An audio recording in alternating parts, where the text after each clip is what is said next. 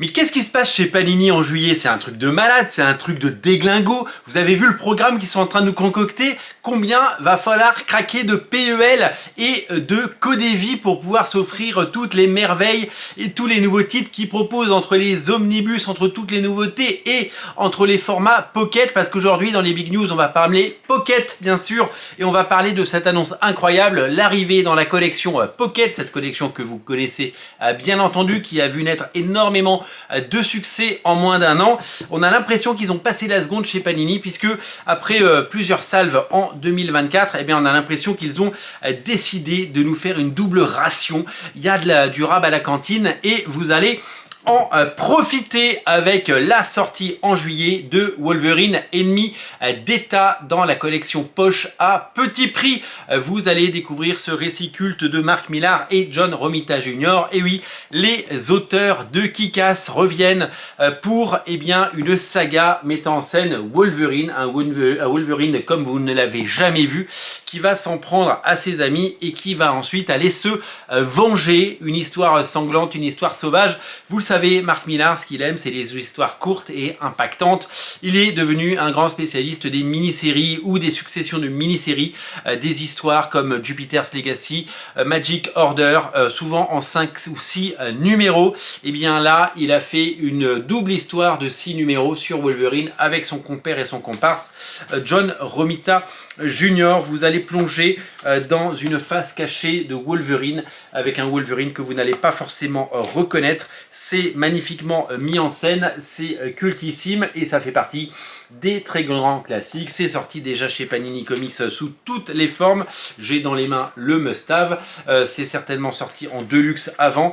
Vous allez voir Wolverine affronter Elektra et pas que. Je ne vais pas tout vous spoiler, mais une grande partie des héros Marvel et de tout l'univers Marvel va être représentée au fil des pages et des rencontres dans cette histoire qui va certainement vous emballer. Je trouve que c'est formidable de la part de Panini de nous proposer des sagas par les plus grands auteurs et surtout des sagas cultes, des belles ventes, des titres que vous allez lire, que vous allez apprécier, qui vont vous donner envie de découvrir autre chose et de peut-être plonger dans les comics. Panini est sur la voie du succès avec cette collection poche, on l'a dit. La première année a été folle, 150 000 exemplaires en tout sur l'ensemble des bouquins. C'est 150 000 livres qui n'auraient pas été vendus et qui n'auraient pas trouvé preneur et qui n'auraient pas été achetés par les lecteurs s'ils ne l'avaient pas fait. Ils l'ont fait, ça a fonctionné au-delà de leurs espérances. Les premiers tirages de Ultimate Spider-Man et The Boys numéro 1 ont été très vite épuisés, puis retirés. Le phénomène est durable, les ventes sont stable, il se passe quelque chose, il y a un rendez-vous qui se crée dans cette collection, si bien que Panini a décidé de sortir ces titres qui fonctionnent, que ce soit Kick-Ass, que ce soit Old Man Logan, qui arrive, Old Man Logan dans cette collection, que ce soit Secret Wars, que ce soit les 4 Fantastiques de Mike Wieringo et Mark Waid, ou encore les Ultimate Spider-Man ou les Spider-Man de Straczynski. Des titres, il y en a à la pelle, il y en a pour tout le monde. Je vous invite par exemple à lire le Astonishing X-Men magnifique de Joss Whedon et John Cassaday. C'est tout simplement quelque chose de génial et d'étonnant. Dans cette collection, vous allez donc retrouver des séries au long cours, mais aussi des séries courtes, plus courtes, 12 numéros, cultes, et que vous allez pouvoir apprécier ou redécouvrir. Peut-être certains d'entre vous, si vous regardez cette vidéo, vous n'avez peut-être jamais lu Wolverine ennemi d'État pour plein de raisons, parce que quand le Deluxe est sorti, c'était trop cher ou pas le moment. Peut-être parce que vous êtes passé à côté de ce must-have qui avait un prix autour de 20 €, même un petit peu plus certainement, qui était tout à fait correct pour le nombre de pages, mais peut-être que c'était pas le moment, ou peut-être que cette collection ne vous satisfait pas.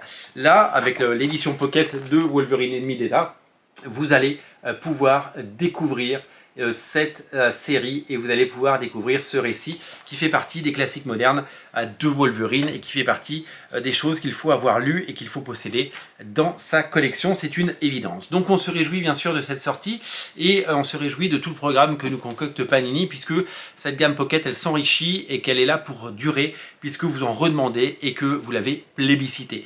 Donc c'est véritablement un succès et c'est gagnant-gagnant. Gagnant pour Panini qui y retrouve son compte, puisque visiblement c'est rentable pour eux de faire ça.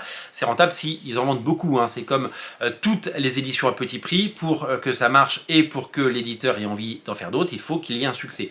Mais pas un demi-succès, un vrai succès, et qu'il se passe quelque chose. Avec l'idée de faire des séries stars et des séries au long cours, sur plusieurs numéros avec un rendez-vous, vous avez acheté le tome 1, vous avez envie de lire le tome 2, donc vous revenez 3 mois plus tard pour lire la suite, et bien ça crée des formidables rendez-vous et ça crée des habitudes de consommation qui peuvent rester pour la vie. En tout cas, on se réjouit de cette sortie.